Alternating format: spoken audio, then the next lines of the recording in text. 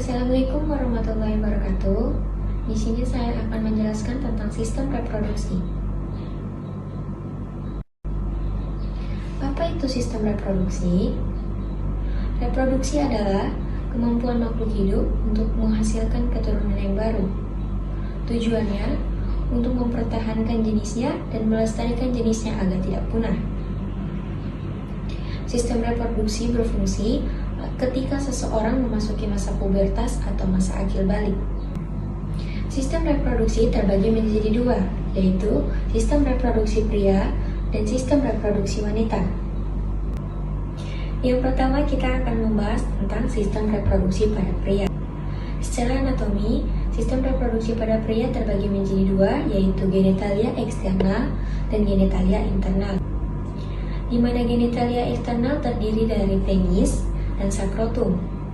Sedangkan genitalia internal terdiri dari testis dan organ-organ penunjang lainnya seperti epididymis, vas deferens, vesicula seminalis, ductus ejactorius, glandula prostatica, dan glandula bulboventralis.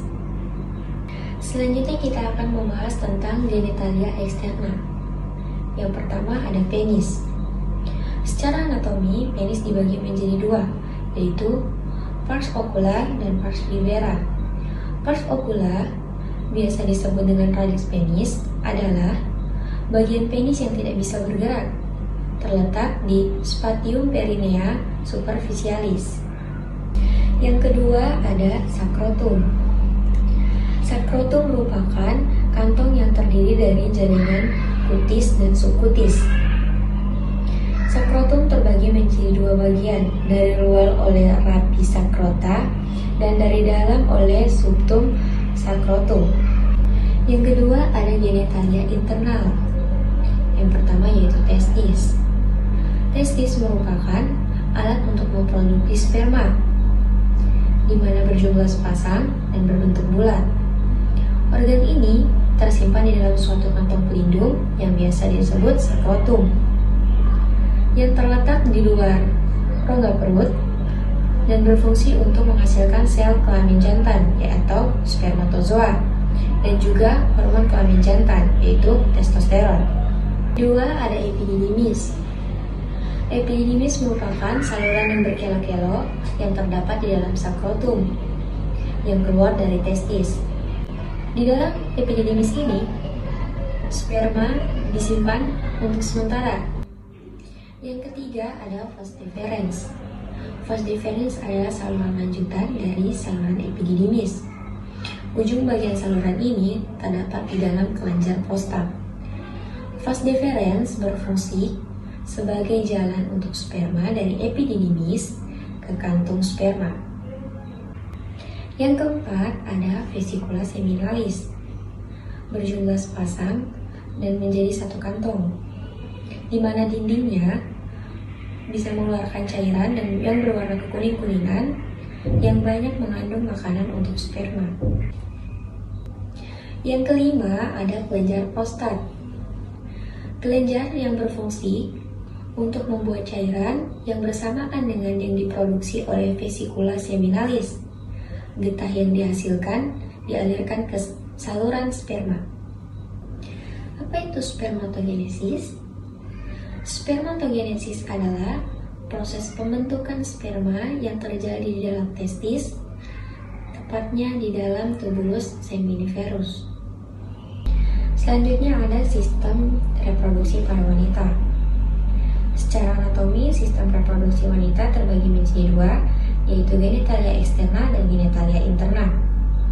Genitalia eksternal terdiri dari mons pubis, labia majora, labia minora, klitoris, glandula vestibularis major, dan glandula vestibularis minor. Sedangkan genitalia internal terdiri dari vagina, tuba fallopi, uterus, dan ovarium. Genitalia eksternal. Yang pertama ada mons pubis.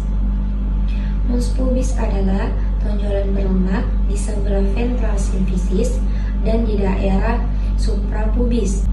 Sebagian mos pubis terisi oleh lemak.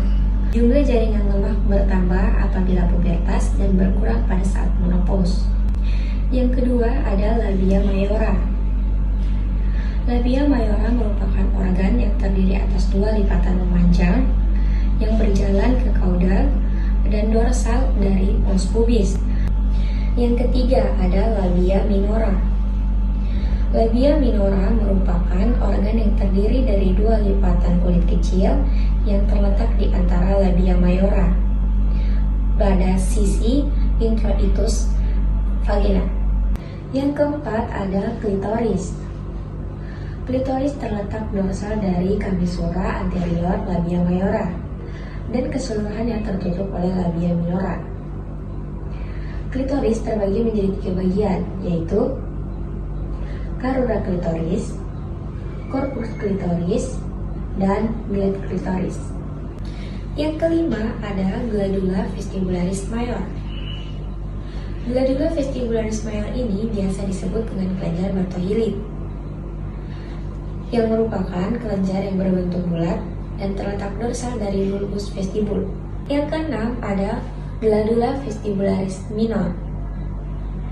Glandula vestibularis minor berfungsi untuk mengeluarkan lendir ke dalam vestibulum vagina dan untuk melembabkan labia minora dan labia mayora serta vestibulum vagina.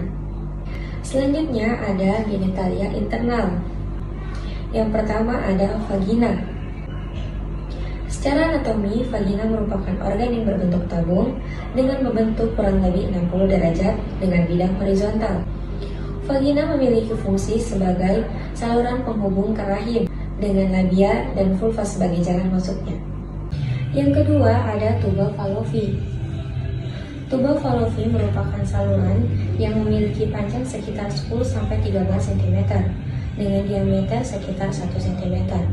Yang menghubungkan antara ovarium dan rahim. Saluran ini memiliki fungsi sebagai tempat perjalanan sel telur dari ovarium menuju rahim pada saat ovulasi dan sebagai tempat pertemuan antara sel telur dan sperma pada saat proses pembuahan. Yang ketiga ada uterus.